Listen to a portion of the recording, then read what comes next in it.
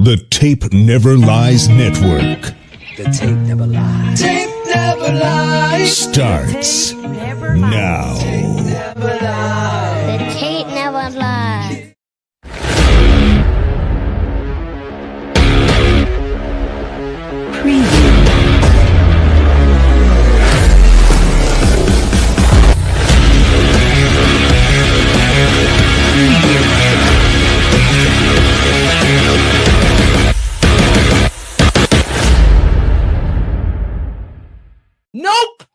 Nope!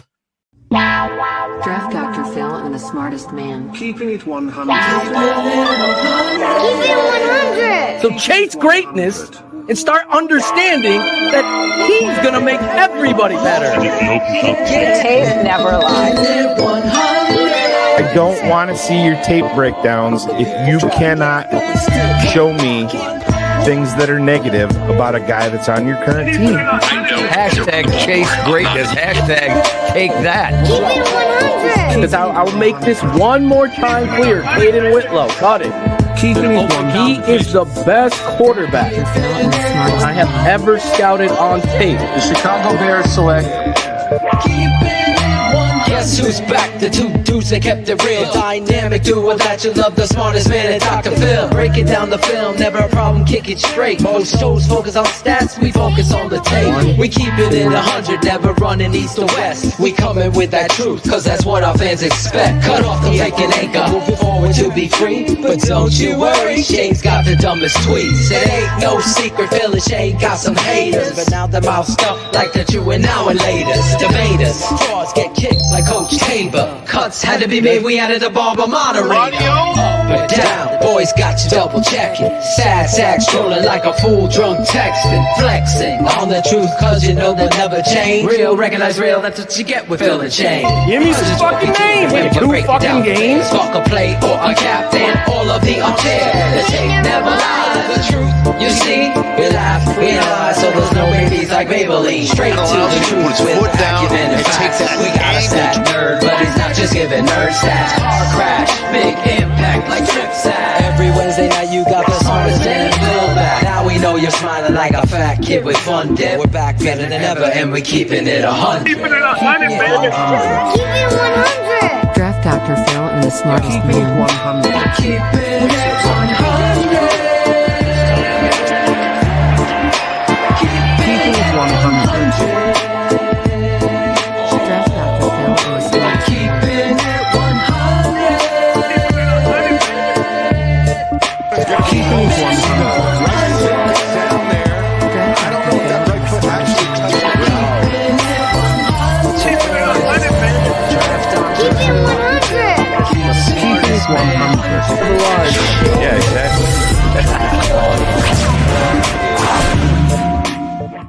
Yo, what's up, everybody? Welcome back to Keeping It 100 on the best 4-letter network on the fucking planet. Fuck you, Bullets. As always, keeping it Fuck you, Bullets. ever Fuck you, Bullets. talking about. So anyways, before we get started, make sure you guys go ahead Fuck you, Bullets. and subscribe to the Tape Never Lies Network. Become a patron today at Fuck you, Bullets. www.tapeneverlies.com. Let me go ahead and bring my guy out, Shane, the smartest man, Marcel. Yeah, what's up, man? What's up, Shane? How are you? I showed up to work tonight. I know. Somebody I know. didn't. Where's our other guy? What was Somebody did. Maybe he's holding a presser. Duval. The stash is back. Oh yeah, it's back. It's back. If anybody could say it, let me put this. There we go. Fix the mic. Stash came back within about 3 weeks. 3 weeks. That is impressive. I'm not gonna lie. That's yeah. It's almost like going on a basketball podcast and throwing down what you think is the gauntlet to, want to talk football against another set of individuals, and you all of a sudden become a marble mouth fuck and can't get words out of your mouth and look like even more of a bigger fool. But that's cool. We're here to talk football.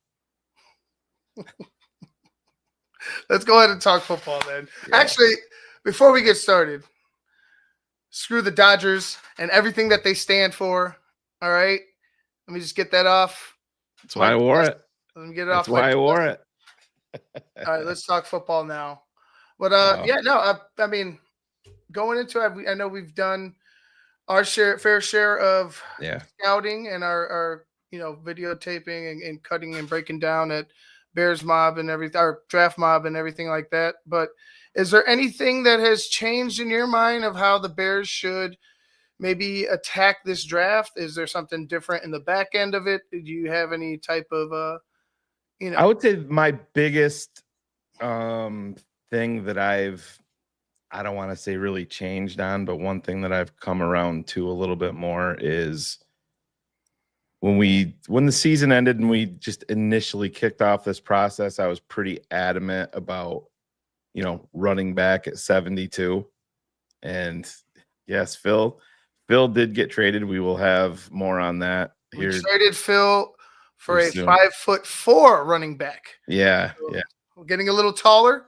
Yep. Right? Getting a little thought we had there he didn't pass his physical. I thought we had an 18-minute open. So Oh yeah. No, I was talking about marble mouth fucks that want to debate football that can't even speak live on air. But anyways, now we're talking football. So everybody gets nervous, right? When you get you want to act like you're big and bad and you want to act tough. Right. It's hard. It's hard that way when you want to go ahead and be a tough Yeah, guy. Coach. Bragg's in the stands here. God damn. Fuck. But anyways, my thing that I've changed on mostly is I was pretty adamant about sitting at 72 and doing and going running back, and I am more open to it now at 39/41 to make sure that I get my guy rather than gamble at 72 and just take what's left over. I said that's probably, but I mean, in terms of players, Ivan, I'm pretty, like I said, Phil and I talked about it today, credit to you and Phil. On the defensive end, Jared Verse last year, you guys were higher on him than I was. I was I saw some stiffness in the game and you guys knocked that out of the park. Not that I was not a fan of him. You guys were higher on him and you guys were 100% correct. I mean, this dude stepped in day one and dominated. I just wasn't into the Jared Verse at 10 talk last year, and I was completely wrong on that. So that's what it is. But I am attacking these lines. I'm attacking the lines at 10. I love Ashton Genty. I know that there's a world where, yes, that could happen. I'm going offensive line or defensive line. I'm doubling it up again at 39 or 41. And if my running back's there, we can talk about it with one of those other picks. I am a little bit more open to running back at 39 or 41 than just sitting on my hands until 72. I would say that's my biggest difference. I don't know how you feel. He asked heading into this process if you had any things that have, that you've changed kind of your outlook on since we've dove in head first to this NFL draft talk and free agency is I don't want to say that it's wrapped up. Rondell Moore is now a Minnesota Viking. Devin Duvernay is a Chicago Bear. Yeah, I really liked Rondell Moore. I was Yep. hoping transparently that we'd get him. But I do like Olamide. Yeah, Zacchaeus a lot. We're going to get into all the free agent signings on our patron channel, thetapeneverlies.com, where we actually show you the truth. I don't really have it much I've changed. I'm still in the ballpark of You mean you're not watching offensive tackles run fast at the combine and pushing them up? That's where I really want 30 to or 40 start. spots. This Membu thing, I'd be remiss. It really irks me. It's like nothing I've ever seen. The tape doesn't match. So I will challenge anybody to bring the tape of Membu being a top 20 prospect I'll just keep it 100 with you. We broke him down. People that were excited and high on him went away completely with the truth that he's a lazy football player. I think you know how He lacks Yeah. any kind of finish or good technique.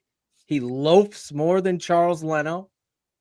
He has the body energy that says, I don't love this game. And you aren't hearing that anywhere. I will put my name to it. I think I've been wrong. Chance Womack, I thought was going to be a goddamn beast in the NFL. That's a guy I think I missed on the offensive line, like in a first round place. I'm talking about Andrews Pete. Andrews Pete, 2 Pro Bowls. Pro Bowls don't count. Well, Mitch Andrews Pete Mitch was a Mitch- good football player. Dan Roshar. How do we say this dude? Coach Let's call him Dan. Coach Dan. Coach Dan. Coach Dan loved him. You can call him Lieutenant Dan. Lieutenant Dan. I got It's ice a big cream. upgrade from C-Mo no Mo. C-Mo. Oh my God. But this, and then I got a bunch of texts. I text Cap. I go, Tom Waddle hasn't watched a lick of fucking tape. Because if you're taking him at 10, you're taking the biggest swing at hopefully a guy loves the football game. Hello, Michael Haynes. Yeah. Hello, Michael Haynes. This kind of stuff, it infuriates me. Like, I want the kid to be good. My father, Coach O, is the offensive line guru that I know. He's sitting there. This guy shouldn't be picked to the 3rd round. He's got a high ceiling because he does have good feet. And when he's inside and down blocking Ivan, he shows some toughness. But we don't do highlight reels like some of these clown boys that go out there and stutter and talk shit. We don't Come on our show and debate. Bring your fucking tape and bring a fucking encyclopedia of your football knowledge because you got none. There's none there. Stewart's got you. Roshar. Sean Stewart is like a filthy animal. He is. He is the Khalil Mack. I was texting Sean last night. Yeah. A video of a disproportionate hairline on somebody that we both know. He's probably smiling right now. Oh, I know. Are you gonna play the clip later? The other situation I look at with Membu is that it clearly follows the pattern that these guys all fall into. You see great athletic workout numbers, right? What do I say always about it? Gotta match up with the tape. The tape is the number one thing. The workout numbers check the boxes. And then you have outliers like Jerry Rice, who ran a 4.7, whatever he ran. And his tape is amazing, but his workout numbers don't check that tape. So now, and there's a million other examples. But when you're looking at offensive line, you got to know what the hell you're looking at. I was texting a Hall of Famer. I'm like, am I the only one? No, you're not. So I can't believe these 32 teams are listening to Field Yates, Daniel Jeremiah, and company, looking at this guy. And Shane, you said it on the show, on the patron show. Field Yates had this guy, 18th? 18th to Seattle, and that was on the day after the Super Bowl. So February 11th in his Field Yates mock draft 1.0, he had Membu going 18th overall. So what happened between the February 11th and this last one that he just put out, where I believe he has him going 4th to New England? The NFL I don't Combine. care I if he understand. goes- I don't care if he goes in front of us. Yeah. I Oh, no, will I get it. Yeah. lose my mind Yeah. if I hear you. he is ever picked by the Chicago Bears. You are talking about Leonard Floyd-like disappointment. Just absolute overmatch. He will never be ready. You're at 10. Shane said this with Braggs on the phone. You're at 10. You're picking a starter. You're not picking for fucking, let's season this guy. You're picking a fucking guy that's coming in there starter. You could season guys, but there's a certain Not amount of this discipline. team. Right. There's a certain amount of discipline that needs to be, on both sides, the player and with who's developing him with the coaches.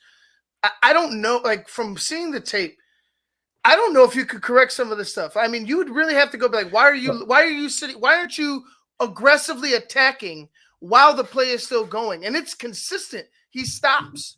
He'll loaf. He won't finish his block. He won't finish the fucking play. He'll stand around. Like that. That's something. Yeah. That's something that I see as a huge red flag and should not be on the team. It's the ultimate Right, red flag, exactly. Ivan, because you listen. Is something like that going to get better when you have generational wealth guaranteed in your pocket? Can it get better in the NFL? Sure. Is it likely to? No. Let's be honest. When you're loafing in college, I don't think that's going to get better. I agree with you, Shane. I don't. If you and let's not love pretend the game, let's not pretend like Mizzou's some fucking juggernaut. That's what I'm getting to. If you don't love the game on film, like Ivan's saying, I mean, we cut game tape there. I cut his tape. I'm sitting there texting Big Steve and Shane. I was trying to keep it a secret, but I was getting so infuriated that I'm like, this dude, how are they even talking about this? It's like the Penn State quarterback talk. Like he was I'm watching his tape cutting up Tyler Warren. I'm like, this Justin Fields is more accurate than that kid. 100%. If he had an average combine workout, Phil, we wouldn't even be talking about. Bro, we wouldn't be talking about it. We're gonna get what we want. TTNL, I will not have Membu. Right, but that would be the biggest travesty in sports. Muck said that Banks, you can't take Banks at 10 because that would be a mistake. And Muck doesn't know shit about offensive line. Well, Muck, go sign up for Patreon. We break it down. We'll show you why we think that you're wrong. Number one offensive tackle in this draft. You have to be able to project. And again, I've had this talk in the community chat, in our Patreon channel with people. These guys are going to have bumps in the road. They're not coming in as finished products. Just like we talked about with Caleb Williams. People are expecting, 55 touchdowns and 9 interceptions as a rookie, like he's a seasoned pro. It's no different than an offensive lineman. There's going to be bumps in the road. Calvin Banks is 20 years old. I believe Membu's very, very young. Will Campbell's very, very young. These guys are still maturing as players. There's going to be bumps. You have to have the ability to project forward. I have so much to say. Like, I'll go toe to toe with anyone. The guru of all gurus for me is Dante Scarnecchia for the New England Patriots. So I want to get this out of the way. For me watching the tape, for Big Steve watching the tape, and for my father, Coach Atoshin Sr., all of us pick Kelvin Banks as clearly the best left tackle in the draft. Watching his tape, not highlight films, not anything. Then take Shane's point, projecting. He's 20 years old. You're putting him next to Tooney. Right now, he's a better left tackle than Braxton Jones. Banks is so freaking young and talented and athletic that his technique jumps off the charts. His ability to one arm and then and destroy and anchor. The things he's doing on tape you can't make up. So when you look at it and you really study it, you see it. And then there's the next guy in Will Campbell. He is a left tackle as well. So you're sitting in a great place to fill a huge need that has been missing for the last 2 decades. A left tackle that you're building on. Will Campbell is a left tackle. His 5/8 of an inch that you're pouring your nerd fucking soup and eating your salad and bread with is the biggest crock of shit ever. He is totally a left tackle. He's done it in the NFL minor league, SEC, and he's done it at a high end level. The tape never lies there. What Will Campbell brings to the table and Banks, they don't bring what Ivan's talking about with Membu, laziness, letting go of their block. We're watching Banks go 14 yards down the field, sticking with his block on outside zone.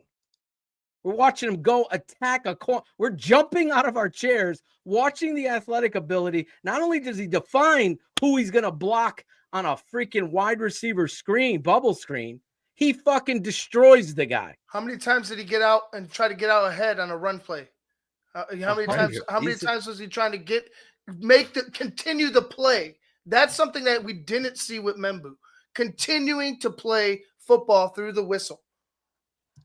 And when you pick a guy like that, projecting forward, Banks, Campbell, I had zero worry about 3 guys loving the game of football. Campbell, Banks, Ursery, 4, and Gray Zabel. Those 4 guys never once loafed, never once didn't get engaged or go after the next guy.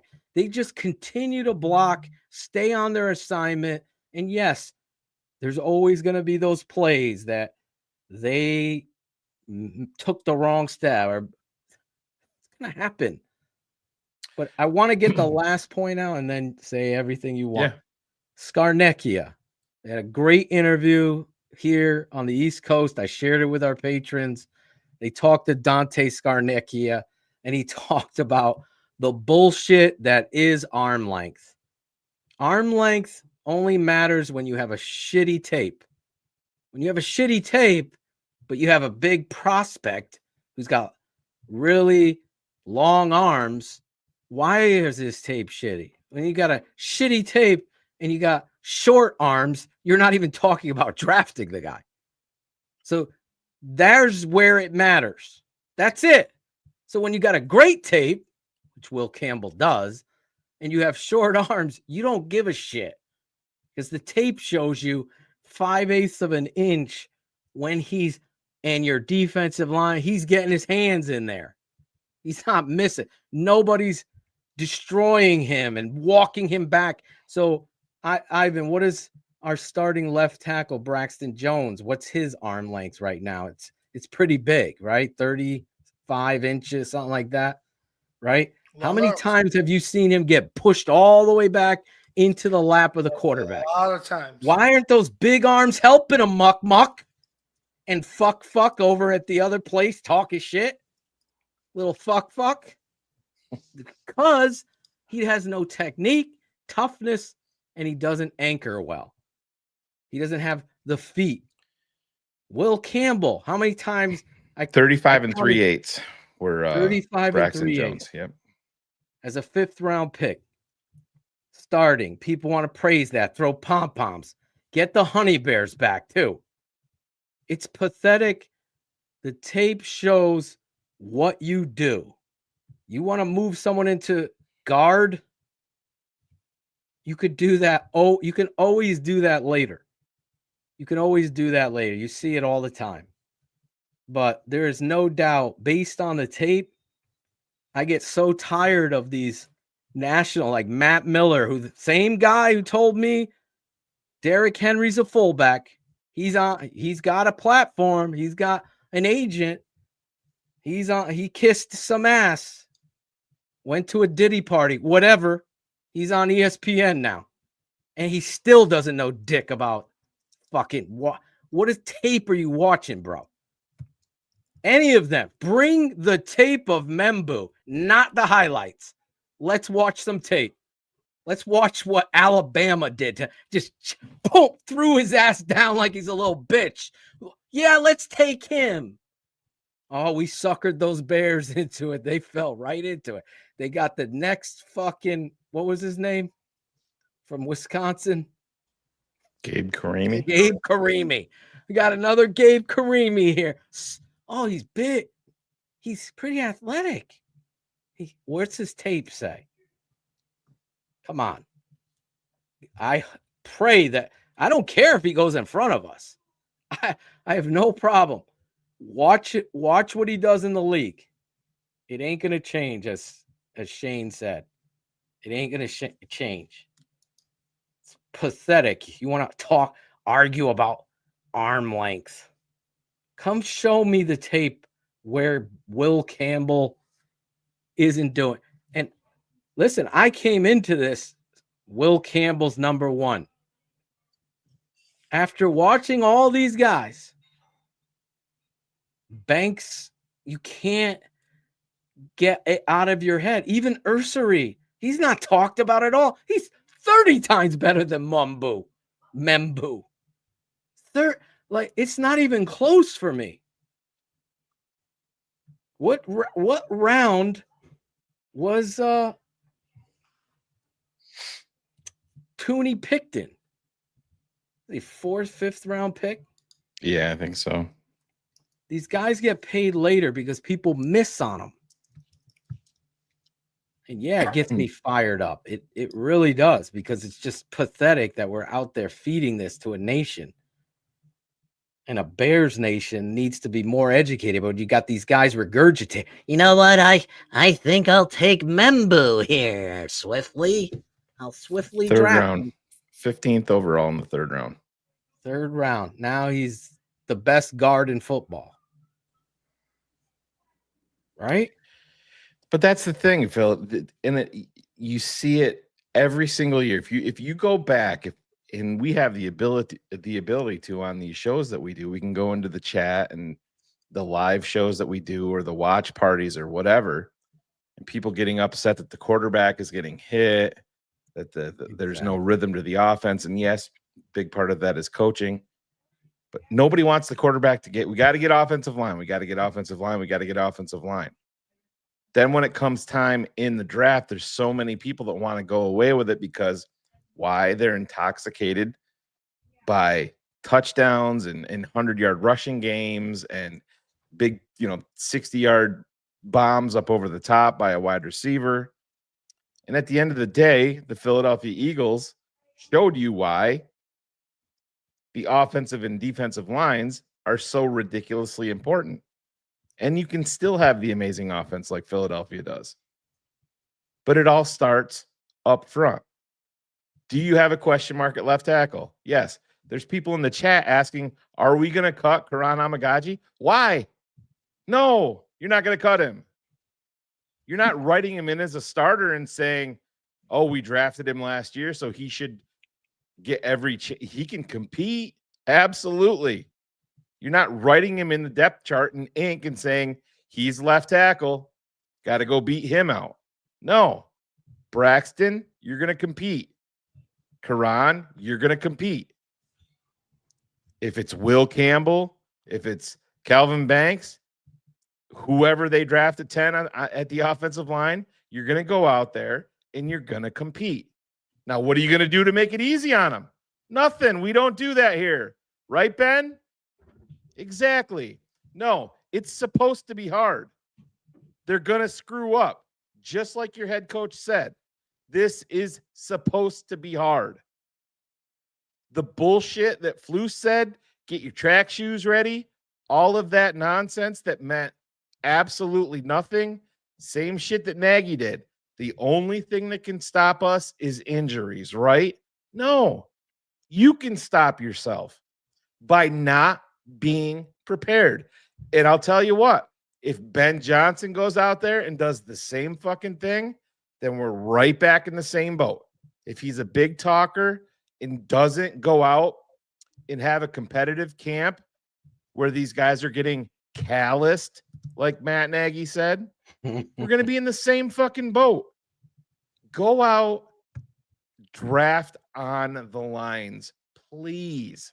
And then when you do that at 10, do it again. And then do it again. Everything beyond that will get better after that. I promise you. Is there a way you can check preseason? Where did Daniel Jeremiah, Mel Kiper, and these guys have Kelvin Banks?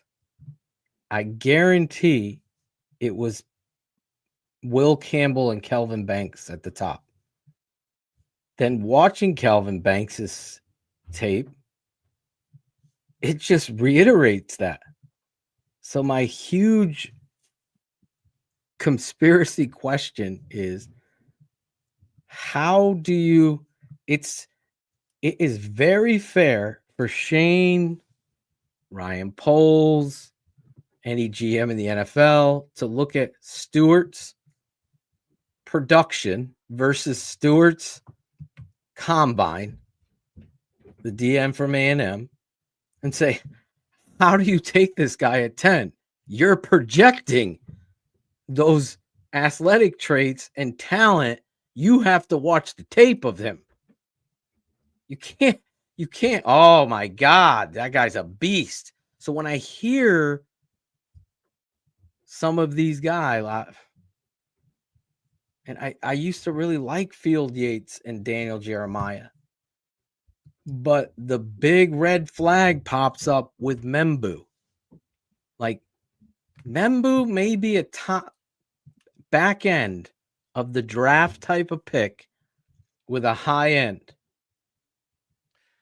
But like, if you were Baltimore, unless you're picking him as a guard, right? If you're Baltimore or a team like that, Phil, that is already a very good team, and you have a question mark in Ronnie Stanley with injuries or whatever like that, I get the gamble.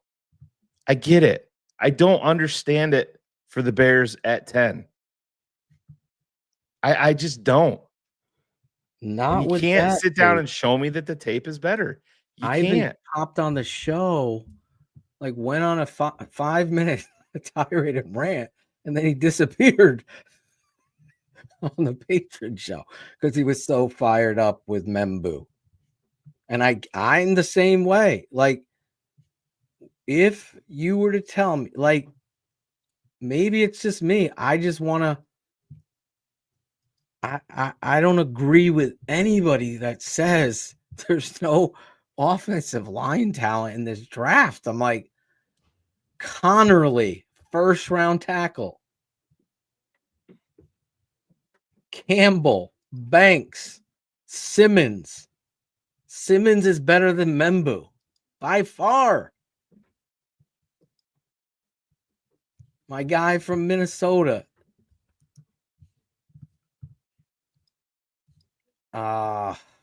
Obviously Banks. All of these guys.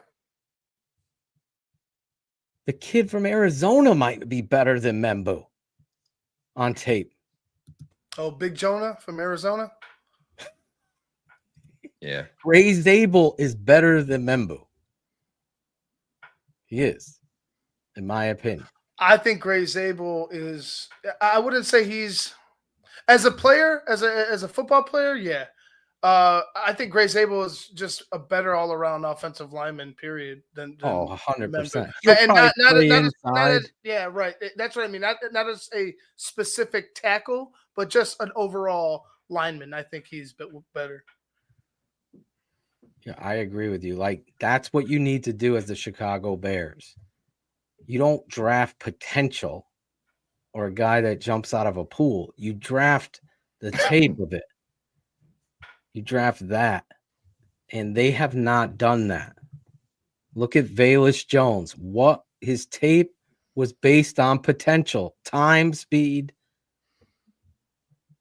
Ashley, what was the production on the field? It wasn't there. And you want to like buy into the belief. Okay, they must know. They interviewed the guy. No, the tape told the story there. That's got to be your lessons. Jatari Carter. He's on this roster for how many?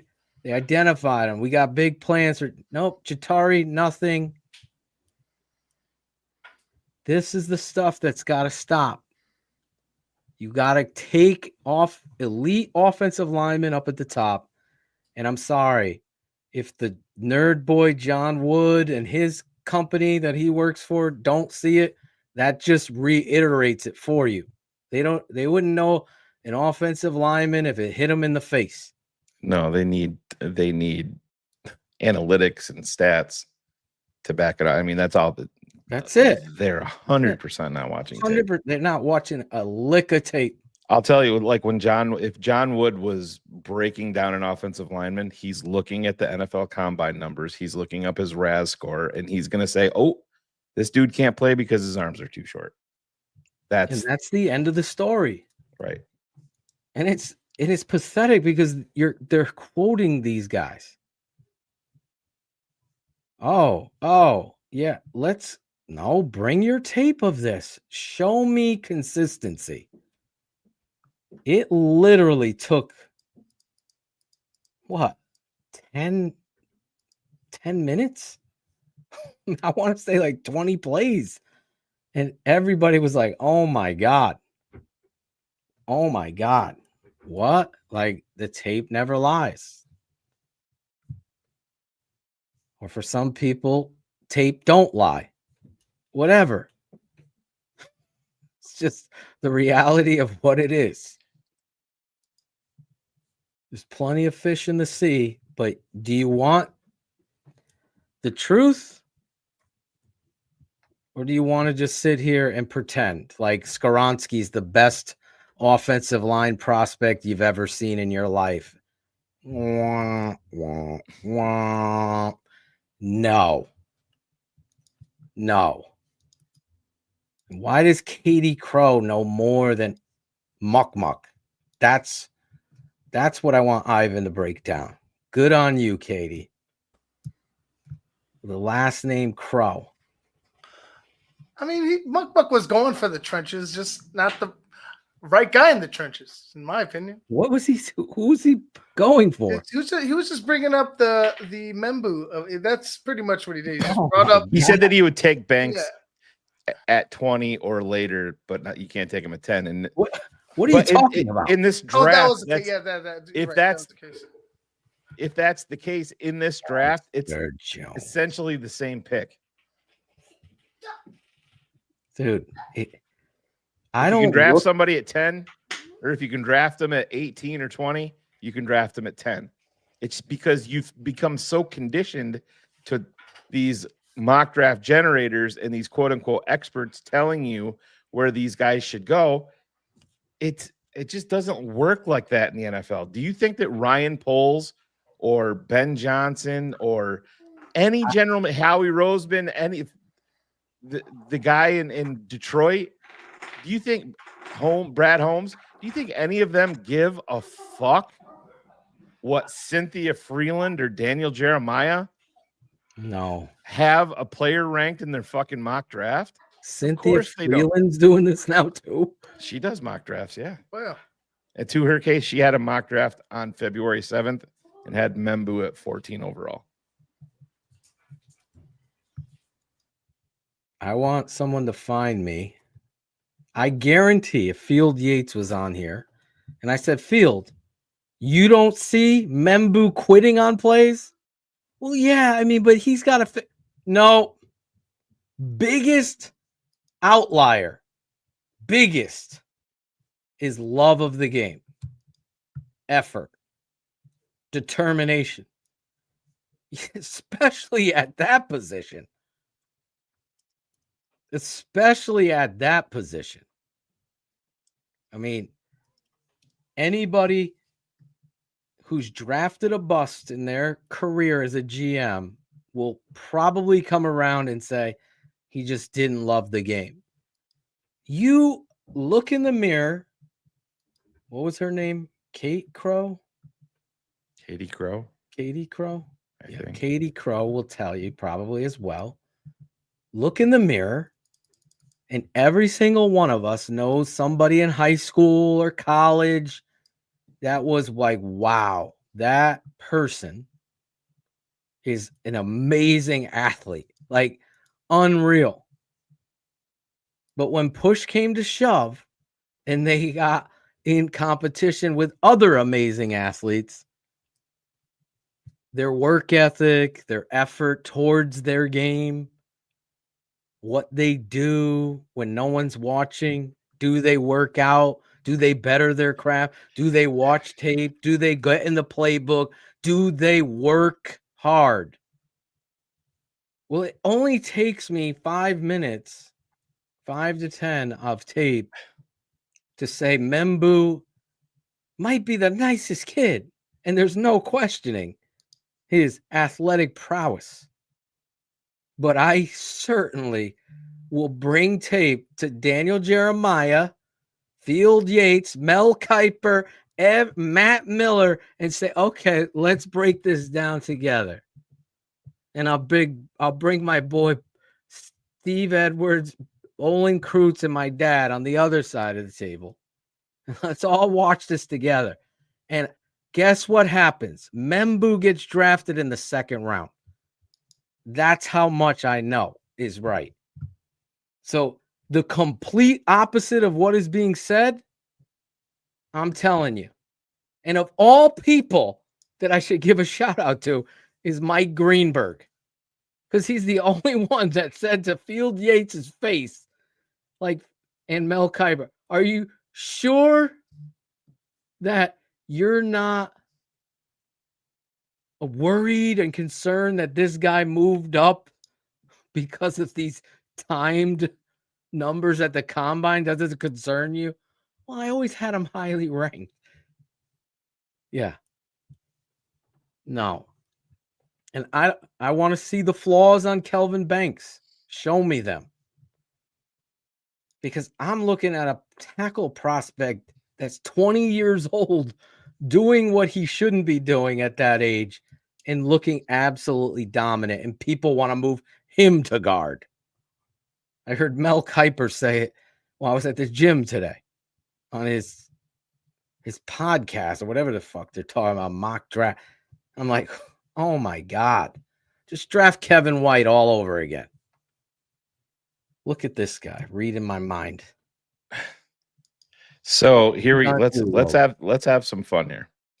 So I just went back while you were speaking and brought up a CBS Sports mock draft from May 9th, 2024. Right after the 2024 draft happened. Beautiful. And let's run through this first round real quick. The Carolina Panthers selecting number 1 overall select Mykel Williams, defensive lineman from Georgia.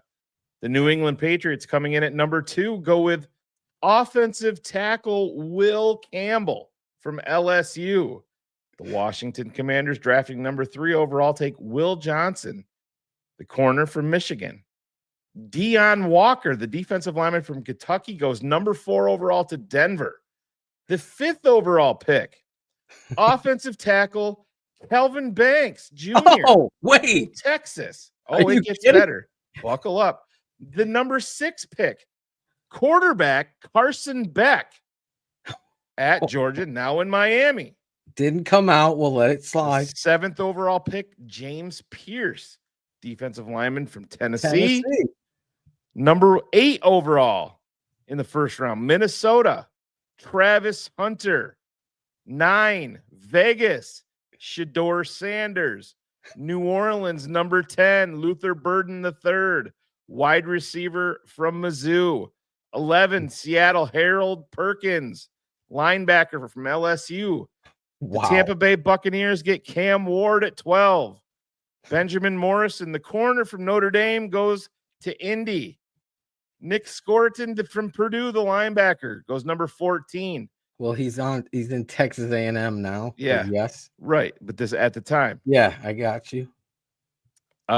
So pick 16, Mason Graham, defensive lineman from Michigan.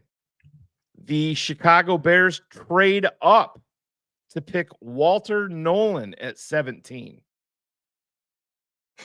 From Mississippi. The next name, Evan Stewart, Bear Alexander, Emory Jones, JT Tuya Molao, however you say it, Colston Loveland, Malachi Starks, Tyleek Williams, Damian Martinez, Emeka Ibuka, Landon Jackson, Ashton Genty is a Cincinnati Bengal at 28. Abdul Carter, Buffalo Bill, 29. Tack McMillan goes to the Baltimore Ravens. Jack Sawyer, defensive end, Ohio State. Tyler Booker, number 32 overall, to the San Francisco 49ers. Are we missing anybody? Yeah. We're missing Membu, aren't we? We are. Because they put him up high because of his combine. It's the Mike Mamula effect. And it's a pathetic one. On this network, unlike others that talk shit except to the mic and stutter, they will go with consensus. They will even say that Michigan defensive tackle is a second round prospect in Graham. Mason Graham, yeah. If Mason Graham and Kelvin Banks are staring me in the face at 10, I would be in the biggest pressure spot of my life because those two guys I would circle as I want to be on the squad. Those two guys. So if I could get both of those guys somehow, that's an A+ name. Here's one from ESPN, and this is former colleague Jordan Banks, who we worked with at one point. Jordan Reed. Yeah, Jesus, Jordan Reed. I'm looking at reading on Banks. Yes, my bad. So he has one. Yes. Has Carson Beck. This is his way too early mock draft that he posted on May 2nd, 2024. The Giants are drafting Carson Beck. Michael Williams goes 2. The New England Patriots at number 3 go with offensive tackle Will Campbell. Here's the breakdown. The Patriots starting left tackle this season will likely be Okorafor. He's on a 1-year deal, meaning New England should be searching for a long-term solution to protect the blind side of Drake May. Campbell is a technician who plays with poise, displaying the foot quickness and balance to mirror and match defenders in pass pro. He's played only left tackle during his career at LSU, 1,625 snaps, and didn't allow any sacks last year. Number 4, James Pierce. Then Shador Sanders. Then number 6, Calvin Banks. Offensive tackle going to Denver. Who's that guy? Finding a blindside protector for Bo Nix is a high priority. Banks is a raw pass protector, but he has all the tools to become a high-end starter at the next level.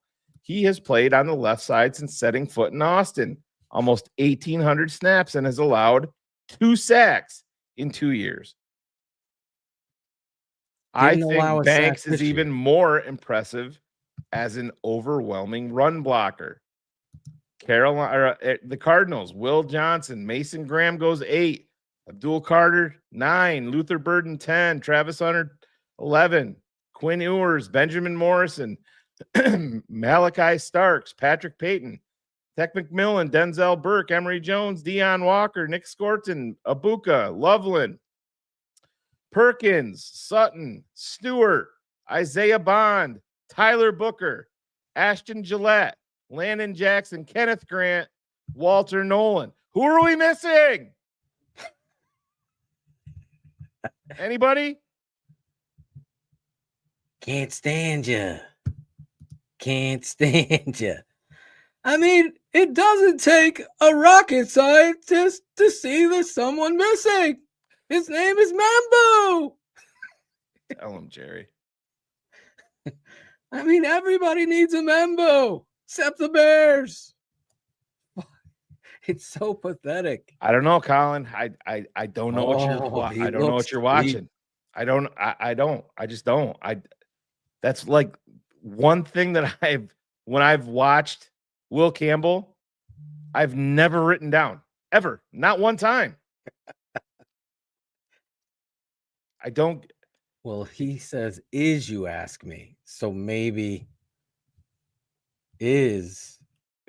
I didn't have a good joke for that one. Sorry. No, you didn't. You know he meant if. I know he meant. I'm sorry, Kyle. Chris Sorich. The Bears have a new number 50, by the way. Chris. Grady Jarrett. I gotta ask Chris. Are you pissed, Chris? Because Chris couldn't wear number 50.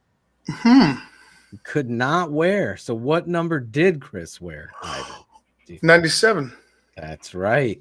But no, I mean, you got to think when Chris came in, the detachment from Singletary was like fresh, right? It's a fresh wound. Well, he played with Singletary, right. So it's like, but D lineman couldn't wear that number.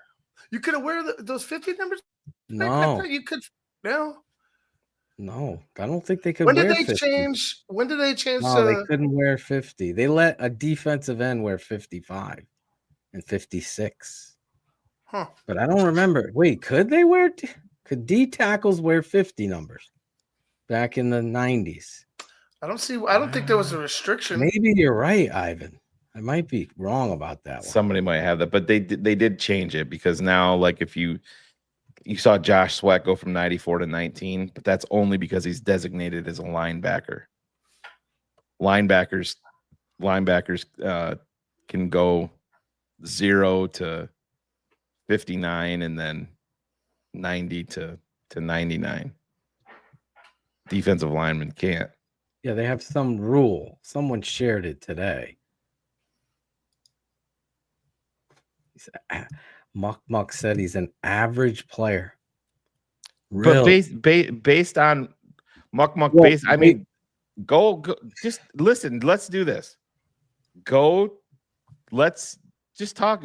Come on the show. Go to my Twitter account at Wazram. I'll send you the link, and you come on, and we won't even speak until you're done. Yeah, I want to hear your scouting. Tell us why he's average. This is going to be great. It'll be your forum. We'll see if you should. Muck just sent me his Photoshop of Grady Jarrett in his Bears uniform, number 50. Not the greatest Photoshop I've seen. Mike G, $5. Thank you, Mike. Super chat is open. Dallas Radio was talking about Campbell today. The first thing they said was, he's a guard because his arms are too short. I laughed out loud, and you should have. Because clearly they're following the same chorus of stupidity that it caroms and echoes off the walls everywhere this time of year. These radio guys that don't know dick about football have a job, and they regurgitate what it is that the networks have placed these guys in positions that aren't watching tape. Their assistants are watching tape and giving them the report. Trust me, I know. So for them to get to the point, it'll take somebody with real knowledge of the game. We can differ in opinion, but to say this kid, Calvin Banks, is average is honestly pathetic. You're not why it shows up right away. This is far and away the real deal. And just like I said or predicted, I knew that these guys had that. Look at Michael Williams could be the pick for us 100%. He's so talented, right? And he's a pass rusher, and it fits. He's 6'6", 200 60 pounds. He fits the metrics of what Dennis Allen has. Right. And this is where did That this kid go? is an amazing football player. This is the thing. There's a history to the arm length numbers. Of course, there's a history that teams don't draft black quarterbacks. There's right? also, and there's also a history of you can't draft Penn State running backs. Yes, How does Saquon Barkley there's a look? history. You can't pay running backs in free agency. You can't draft Alabama quarterbacks. Draft good football players. Start there. Imagine going up to Will Campbell and saying, "Well, you could play on my line if you had 5/8 of an inch longer arms." Imagine saying that in a meeting to him. No, usually he said he's been told that everywhere. He was told that in high school. He was told that in the SEC. And guess what? He went out there and he played well. He's a good football player. Let him prove that he can't do it. Let him. People get so caught up in this. This was like sitting down for me to have a steak at Gibson's. Yeah. And I was like, PFF was blasting the Bears' moves with Tooney and Jackson because Matt Pryor and our other guard last year had better PFF grades. Let that sink in. Let it sink in. Oh, PFF. Good old PFF. I always will remind you, we hold people accountable in truth. The consistent performance, there's a use for certain things. All right? There's healthy debate, and then there's just stupidity. PFF, Mike G comes back. Thank you, Mike, with a super chat. $5. Thank you, Mike. PFF had an article. Worst first round fit for each team is the title. Yeah. Their pick for the Bears was Banks because just like Shane just shared, Jones had such a solid PFF grade last year. Laugh out loud. Thank you for the super chat. Sense the sarcasm in Mike G's tone at the end. It's almost like PFF knows how dumb they are writing it. It's what? Breaking news. The Tape Never Lies Network. Breaking news. This just into the TTNL news desk, Phil. Uh-oh. The Chicago Bears are going to take action Genty because Ben Johnson was the offensive coordinator of the Detroit Lions when they took Jahmyr Gibbs. But here's some numbers for you to crunch on, Phil. Calvin Banks Jr.'s arm length, 33.5 inches. It's going to be a guard. He's got T-Rex arms. Penei Sewell, arm length, 33.25. Drafted by the Detroit Lions, where Ben Johnson was what? The offensive coordinator. Back to our regularly scheduled program. Go ahead. Yeah, guys, you gotta stop listening to this measurement metric analytics. The RAS score has a place. Okay, but what is... Oh my God, I just drew a Go back and watch it, Chris. We did not analyze Skoronski as a left tackle. We didn't see it. We said he'd be a guard in the NFL. We didn't see left tackle when we broke down his tape. And it wasn't because of his arms. It was because of his athletic ability, his piss poor feet, and his inability to anchor from the outside. He always turned and made a double door. God. John Randall coming out of Texas A&I. What do you think his RAS score would have been? It would have been shitty, right? Because he was only 6 foot tall. So right then and there, God did not give John Randall 6'6" frame so he can get the 99th percentile.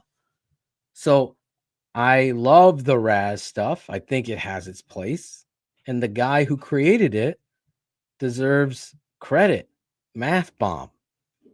But he'll even tell you it's not the end all be all because it is not. The measurement checks a box.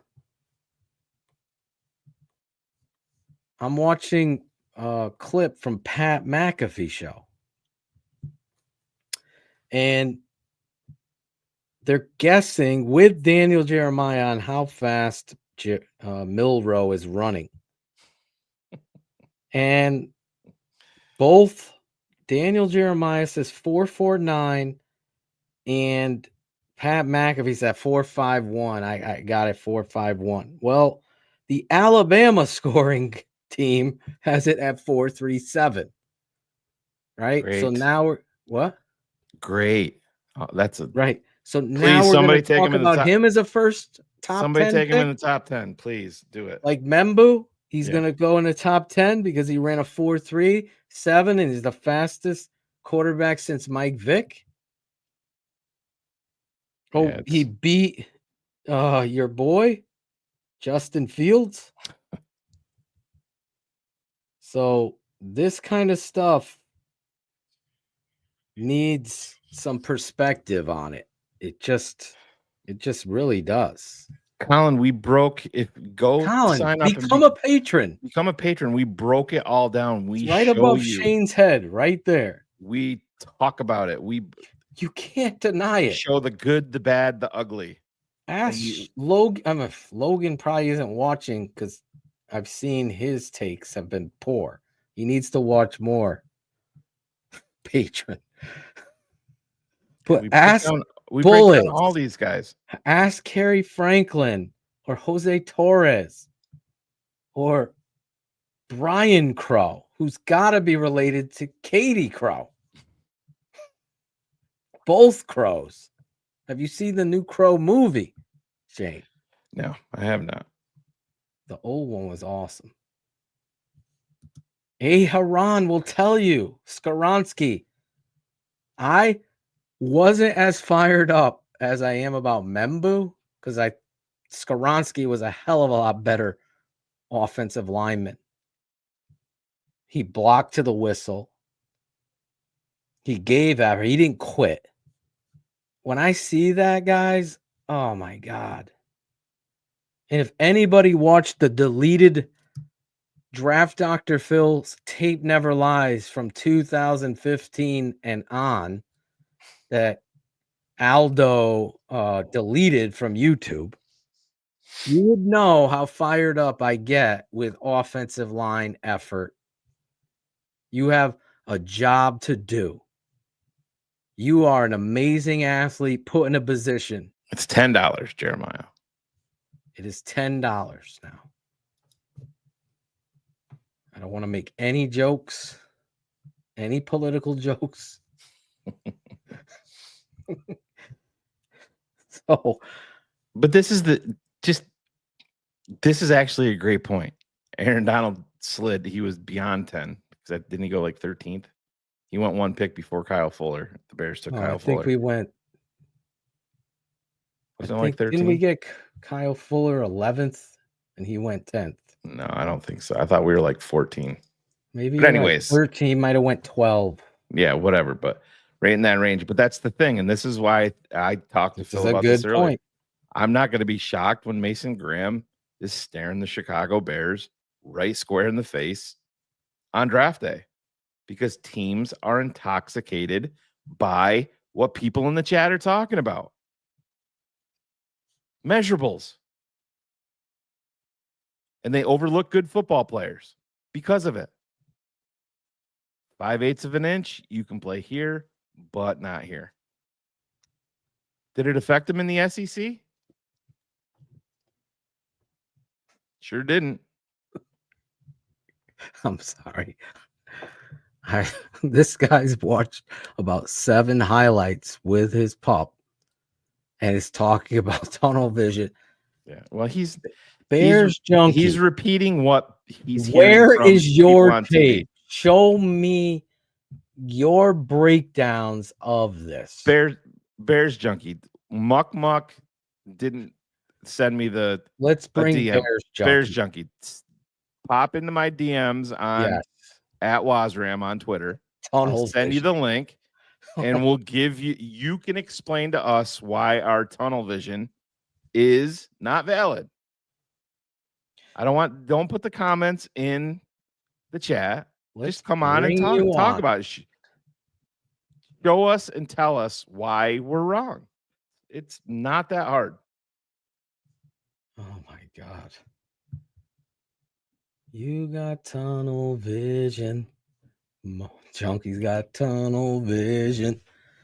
What in the world are you talking about, bro? Oh my God.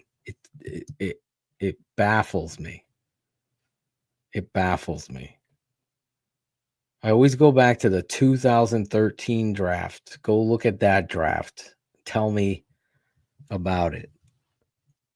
You could see what happens when you don't watch tape, you don't scout, and you think, well, these teams, there's so much money. There's a lot of people that don't know football. Look at the Bears hiring Ernie Accorsi and Bill Polian hiring Nagy. You think this shit happens by chance?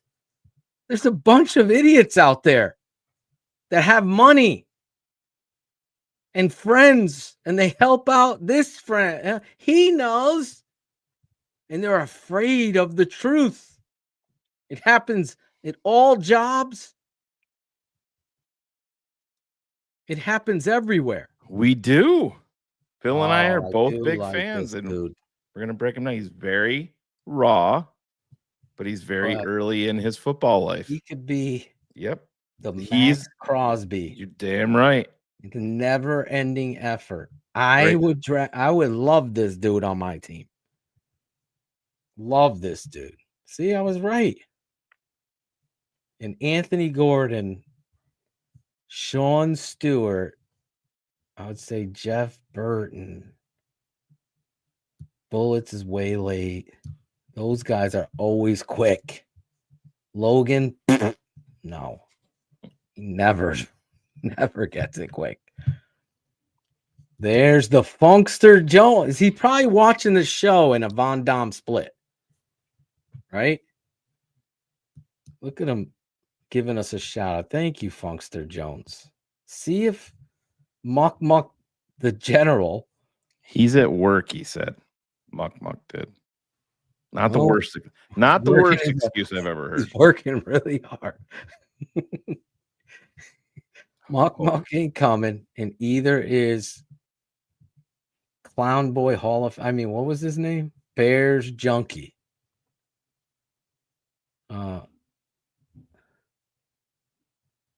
Joe Alt. But he's basing everything off of Joe Alt. That's just what Shane had him. Yeah, as his top tackle. You're basing. Come on the show. So what? Joe Alt in Bears. What's his name again? Bears Junkies world. Where was Rashawn Slater? Bears Junkie. Who happens to start at left tackle? He probably doesn't even know. He probably doesn't even know who Rashawn Slater is. Guess where Joe Alt plays? Right tackle. Rashawn Slater plays left tackle. You're a troll. You have an opportunity to step up with something. You have not watched a lick of tape up on it. And I just laugh. I'm out here grinding tape. You ain't grind. You're grinding highlights. Yeah, where do you get your all 22 college tape? You're grinding highlights. And that's fine. Everyone has a highlight tape. And you can see things. I want to see your best. Show me your best. Now let's watch the tape. Now you've gotten in the door with the highlight tape. Like every kid applying to college, they're going to show their highlight tape. Then the coach, I like this. Let me watch his whole tape. What is he doing when the play's going left? They're running toss. He's a receiver. The toss left. He's the right receiver. What is he doing on the backside? Oh, he's picking his ass. Oh, on this play, it's coming towards him. He ain't blocking. Okay, I saw your highlights, but I see no effort when you're not involved with the ball. buy, learn. We got 100 of those types of guys. So when we watch the tape in a live studio audience, like it's 1985 and we're the fucking the Jeffersons with a live studio audience here, we're showing you the tape. You can ask a question. We could rewind it 50 times and show you, zoom in, look at the feet, look at the vision of a running back, see if it's blocked correctly. Is he getting the amount of carries as the other guy? Are these guys blocking it up? All these things play into it.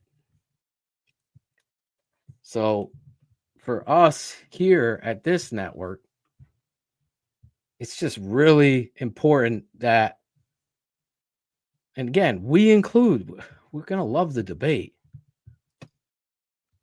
Kind of love the debate, but we include you. We include you. And that's where I always want this to be. But don't come in here talking defensive line talent so much better than the O-line talent. You guys don't know. Okay, we don't know. If anybody knows, we know. Trust me. We can't rank who's better like you're doing so simply with a stroke of a sentence. Look, I'm just telling you, defensive line's better. I don't agree with that. I'm going to have Michael Williams higher than Pierce and Jalen Walker. Who else is going to be a high pass rusher? I like Michael better than Abdul Carter. That's just me. You want to see a left tackle? Go watch the fucking Ursary tape versus Abdul Carter and watch what Ursary, who's not even talked about, who's 50 times better than Mumbu. Watch what he does to Abdul Carter. D. Levine, this is exactly why the Chicago Bears get in trouble, because Karan Amagaji should not even be in your mind. He's there. That's fine. That's like the Eagles saying, "Oh, we have Lane Johnson. We can't draft this guy." Or we just took Landon Dickerson. We can't draft Cam Jurgens because we have Jason Kelsey. No, good teams do that. Imagine Karan Amagaji dictating your fucking draft. In what world? Oh, I mean, Jesus in Jerry Christ. Angelo's world, maybe. Right. Exactly. Yes. We drafted a tackle. He's got some promise. He was hurt. Let's not improve there. Let's not take Randy Moss. Let's pass on him because we got some wide receivers we like. Like that kind of thinking leaves you outside the goal. The goal is the Super Bowl. It's just pathetic. It's pathetic. Abdul Carter, Mason, they're all better, Shane. According to Bears Junkie. That's fine. Okay. It's fine. You give them the chance. That makes it even more of a precedence that you should take an offensive tackle. Because if you have so many good defensive linemen, then you can get them in the later round, which you will find pass rushers later. Like, come on. We're not living in this crazy desert world of stupidity of football that don't know shit. All these people that want to, that it's the talk like we had with Justin Fields last year with people that wanted to, Justin hasn't had. All right. So what do you want to pay him? How much money do you want to give Justin Fields? That was the talk before the Bears traded him. If you want to move forward, what kind of a contract are you giving him? This is going to be the talk with Braxton Jones. What are you comfortable paying Braxton if he's quote unquote good enough?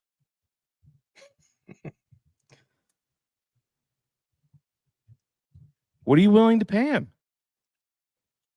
I would choke somebody out if they decided to do that. Jesus, don't go down there. I just don't have any patience for that. You want to improve. You've done a extreme makeover of your offensive line, one of the top paid offensive lines. And despite PFF's internal demonstration of stupidity, it is an improved offensive line, right? Now you have that one piece. The one piece that you all kept saying and knowing and recognizing that is getting murdered and knocked into the backfield and falling down. And he's good at one thing. Got Phil, he's good at pass pro sometimes when he's not getting blocked and knocked and bull rushed back. Well, that's not how it works. Sawyer ain't lasting in the later rounds, Mo. I mean, I wouldn't be shocked if somebody pulls the trigger on him at the end of round 1. I mean, I think he's going second round all day. He definitely ain't going in the later rounds. Assuming that's what you're talking Will about. Campbell and Kelvin Banks are there. That's what you got to decide. I'm fine with either guy. I prefer Kelvin Banks. I do. But there you go. Now you've solidified your offensive line pillar pieces for your franchise quarterback and for your football team. And you've created an environment for young tackles to learn from veteran players in a Ben Johnson, Coach Dan, offensive line coach, offensive philosophy. We're going to run the ball. We're going to run trap, combo game. We are going to run outside zone, inside zone. We're going to have a plethora because all of you are athletic enough and powerful enough to do it. There's not the one cream puff holding you back. There's not the center that's falling over backwards, getting blown up or missing a sign. You are all on a cohesive unit. And it's just like Shane had said.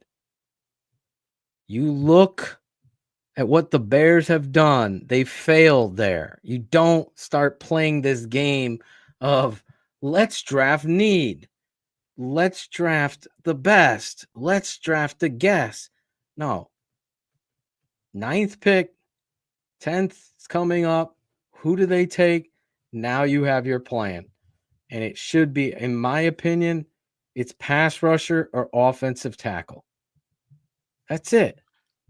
Totally agree. And when you say pass rusher, that includes interior. Includes Graham because he is the best interior pass rusher, in my opinion, in the draft. Totally agree. So yeah, we're not, and this goes to Muck and Bears Junkie. We're not saying that the Bears have to be locked into offensive tackle at 10. That's not what we're saying at all. Like if Mason Graham is there, you fucking draft the kid. It's pretty easy to. We went through. Listen, Montez Sweat is a very nice player.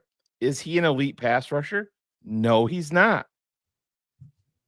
Do you feel good about Booker and where he's going to be in year 2? Big question mark. You just paid a Dengbo. Do you feel good about adding him to it? Yes. We don't know if they have any big time pass rusher there. So that's exactly why it's in play. James Pierce, super fucking talented. You have to answer the questions about him. I mean, there's a lot of fucking rumors about James Pierce, and I don't have access to sitting down with the kid and to talk to the coaches to see if that shit is true. One of the rumors was the coaches were excited when he declared for the draft to get him the fuck off campus. Now you have to do your work, your due diligence for the Bears and find out if that shit's true. Because if it's not true, then Of course, he's in play at number 10. Just like Michael Williams is in play at number 10. Mason Graham in play at number 10. We're not sitting up here telling you that it's 100%. You have to take Calvin Banks or Will Campbell. That's it. We've never said that. Attack the trenches, please. But Phil, so we have to break some more news because we are actually changing it up. Tonight about what we're doing. We're not going to do the 2.5 plus or 3 hour banger on Keeping It 100. We are going to end the show here in the next couple of minutes, and we actually have a surprise. Yes, for our TTNL network patrons, where we will be going live on our patron channel here in the next few minutes to share with you guys what the surprise is. We have an announcement. So yeah, we're going to use this as a promo. You want to see what it is? Go over, sign up, thetapeneverlies.com. We're going to get out of here, but we're going to be going live on our Patreon channel for our TTNL network patrons with some more football talk and break some news over there about what we're doing. But we're also getting out of here a little bit early too, because Phil's got to actually get up early for the first time in his life tomorrow, like I do every single day. I got to get up real early, take care of some family stuff going on with my wife. So yeah, that's what we're doing. Chubbs 82. Get through these super chats. $5. I agree. I think Banks is the go-to guy. That's who I would be drafting, and I would take him over Campbell. I'm with you there. Everything I see, $5 again from Chubbs. Thank you, Chubbs. Everything I see of Banks, he looks like the tape of a nasty they want. I mean, he's just intimidating. If Banks is there at 10, Ben is not letting him go. I hope not. I hope Chubbs comes back again. This guy's like a Turo Gotti. Chubbs. We love Chubbs. Chubbs 82, $10. Even someone who's never played football before can look at Banks and just say that dude is going to move people in the NFL. Saying he's average is a freaking joke. Save that for the Desert Network. Chef J Wag, $4.99. My wife has told me 5/8 of an inch is a massive amount, so I think it does matter. Well done. Chubbs is back, Shane. $5. How have people not figured out that PFF is controlled by agents trying to get their players contracts by now? It's a good conspiracy. Corn planter misses Jackal more than Jackal misses Jackal. Because of Ivan's back. We brought up Corn Planter on the phone with Jackal today. Yes, we did. Because of Ivan's back, is Braggs now favored in the celebrity death match? I don't know. Braggs has got knee injuries. Doyle Colette, $20. Showing some love. Also, do you guys think off the field issues allows Mike Green to fall to us in the second round? If so, we pound the table with one of our second round picks. Love TTNL. Thanks for all the sacrifice for the show. Doyle, I will say, I don't think Mike Green falls to the second round. I will be surprised. Unless I'm not on. Well, there's some sexual assault. I don't want to say charges out there. There's been some things with that, and he has not really addressed them. I know he did deny them at one point, but nobody's really talked about it. And listen, the NFL teams, they have private investigators going after all these guys, talking to everybody in their life. They're going to know. And that's the James Pierce stuff will come out. The Mike Green stuff will come out. And unfortunately, the environment that we live in, NFL teams are going to put bullshit out there to potentially push a guy down. That's why you have to do your due diligence and work. So just It'll a happen right quick towards the update. draft. Hold Quick- on, one yeah. more. Bull. Go ahead. Chubbs came in again. Chubbs. This is the Chubbs night. Bottom line, the trenches will solidify this team as a contender every year. Not some running back who's a little better than someone we can get in the second round. That's what Shane thinks as well. I have agree with you, not filled out a bracket. I need to fill out a bracket, bro. Yeah, we should, but Where do I get those brackets? pretty much anywhere. But so the show is scheduled for our patrons. It has a start time of 10:15 p.m. East, but we are going to probably very likely go live before that, because as soon as we get out of here, we're going to go over there. We're going to break some news. We're going to have a little bit of fun, football fun. We're going to have a lot of fun. And I just want to shout out Sean Stewart, Anthony Paget. They've stepped up. I want to shout out to our guy Bears Junkie. Look at him throwing $5. Look at Bears Junkie. We appreciate the debate too, Bears Junkie. Bears Junkie, you paid half of your patronage right there. You did. Just go jump to Patreon, where you can realize, like a young Kerry Franklin, who wanted no part of Caleb Williams until we showed him the tape. And then I see. But yes, shout out to those guys that are helping make this show better. Did Caden Whitlow fix yo? Shane? I don't think so. No, you did. I wasn't there for the open. Oh, no. Why? I was Snoop chewed the fucking wire to the couch to make it go up. So I had to go in there with the pliers, Shane. You'd be proud of me. I cut the wire.